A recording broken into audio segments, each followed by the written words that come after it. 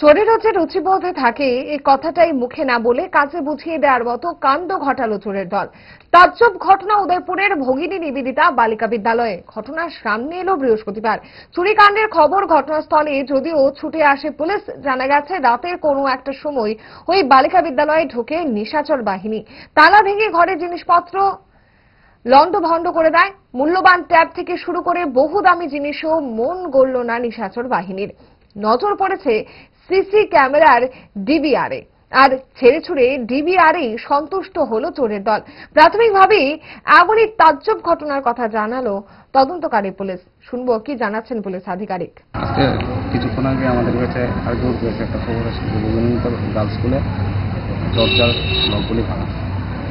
এই খবর পাওয়া মাত্র আমরা সঙ্গে সঙ্গে আসি গার্লস স্কুলে। আসার পর আমরা দেখতে পাই যে প্রায় 7-8টা রুমে প্রিন্সিপাল রুম সহকারে দরজার তালা ভাঙা। আমরা আসার পরে তারা সবাই মিলে আমরা দেখলাম কোনো কিছু চুরি হয়েছে কি না।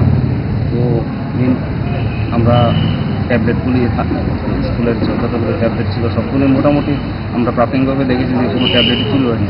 মেন যে জিনিসটা চুরি হয়েছে সিসি ক্যামেরার যে ডিবিআরটা ওইটা চুরি করে নিয়ে গিয়েছে।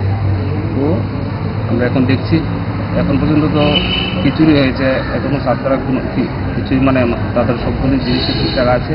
তো দেখছে তারপরেও যদি কোনো কিছু চুরি হয়ে থাকে তো আমাদেরকে জানাবে, আমরা তদন্ত করছি।